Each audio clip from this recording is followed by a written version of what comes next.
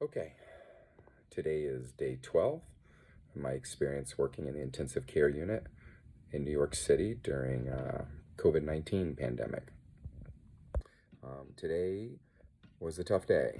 I was working on a float team, so I was working with one of my old mentors, Ken Sutton, and we were doing lines and airways and just kind of supporting, the unit in any way, they needed.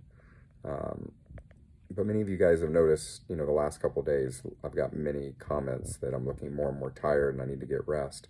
And I've been trying to sleep at night. And last night, I got a great night's sleep. But I woke up today and I still felt very tired and weak. And so I went to work and we responded to a few, lines and procedures. But I just kept sitting down as much as I could. And every time we had to go somewhere, I would sit. And normally, I think I have a lot of energy. But several times Ken went to do something and I just said, I just need to sit for a while. Um, and then I was talking to um, Dr. Ostrovsky, who brought in the physicians, and I mentioned to her how fatigued I was. And she just, pretty much immediately sent me home, sent me down to employee health and got me tested. They worked me up, and my main symptoms have been fatigue but also muscle aches. And then once I got home, kind of some low-grade fevers tonight. So I'm a little disappointed. I don't know what's going to happen from here. They tested me for the virus, which is good, but as I talked to them about it, they said that the sensitivity was only like 70%, and because I'm starting to have fevers, I'm concerned my run, New York might be over. It's frustrating because I want to be at the hospital, helping, and um, I may not be able to return, and so we have to see what's going to happen the next couple of days. I really don't know. I was just sent home a few hours ago. I tried to take a nap and slept a little bit, but I just continue to feel tired. It feels a little bit like when I had mono in college, just kind of zapped of energy. Starting with a little bit of a sore throat too, and so we'll see how this plays out. But certainly, I could use your prayers um, that if I do get sick, that it will be minor, which is, mathematically kind of what happens to most people. 80% of people have really mild symptoms, and so, um, I trust I'll be in that group. I do want to teach a little bit today. I wanted to talk a little about medications that can be used for coronavirus. So probably the best data once you have been diagnosed is to take hydroxychloroquine or Plaquenil plus azithromycin, which is also, people call it Z-Pak. The combination of these two meds, there's been a few studies that show a lot of promise. Now, keep in mind, promise is not the same as scientific, validity or, scientific validation. Um, there's a lot of studies going on, so we'll know.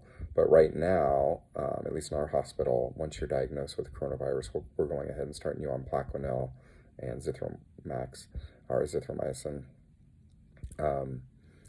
If your disease progresses, people who are getting more severe, there's more drugs that we can use. And I guess before I move on, I should just say a lot of people ask about taking azithromycin plus Plaquenil prophylactically, and I think there's just not enough data to support that. These are not low side effect drugs. Both of them, for example, affect the heart, and they both have the same effect of prolonging the QT interval. So I think just making blanket recommendations for everyone to take it doesn't make a ton of sense right now. We just need to wait for, more studies. As people get sicker, there's other drugs we can use. One's called remdesivir, which is an antiretroviral, and it works inside the cell to slow the replication of the virus. It works really well in vitro, which means in petri dishes. But once again, in human studies, we just don't know yet. A lot of these studies are going on. JAMA just did an article where they basically said there's just no data right now to support its widespread use. But we are using it in our hospital for compassionate care when people are worsening. Another drug that we're using is called tocilizumab, or tocilizumab. It's hard to say. but it actually directly treats the cytokine storm that we're seeing. And so that's another drug that has some promise, but once again, not scientific validation. A lot of people send me emails and asking questions about this disease being like high altitude sickness and whether acetazolamide or Diamox is useful. And I think once again, we just don't know.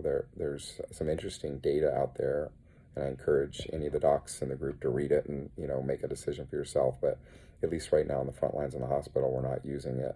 If someone has metabolic alkalosis or truly looks like they have these symptoms, we can use it to change the pH, and but we certainly aren't seeing it as a game changer like some of the articles that I'm seeing. So hopefully that's a little bit helpful tonight. I actually want to finish on a funny, strong note. About 6 weeks ago, I was singing with my kids. We kind of write music and sing songs every night. Usually I'm writing songs about them, but I started singing about the coronavirus for some reason, and we thought it was funny, so I recorded it. I didn't put a ton of work into this, but it's called Coronavirus, You'll Never Get Me, and I thought it might be an appropriate way to finish my my video tonight is to play this for you. Go easy on me. I'm not a professional singer, but honestly, please keep me in your prayers. I don't know what's going to happen over the next couple of days. I hope that I get cleared and I can return to the hospital and continue to do what I'm doing. But I know God's got me in his hands and everything's going to be fine. Continue to pray for my patients, if you will, as well. God bless you guys and stay safe. Good night. Oh, you never give me, even if I can't breathe, even if I get quarantined, coronavirus. Oh, you never give me. Oh, you never give me. Even if my eyes start to bleed, even if there is blood in my breath, coronavirus, you never get me. I might get you, but you never get me. I might get you, but you never get me. Coronavirus, you never get me.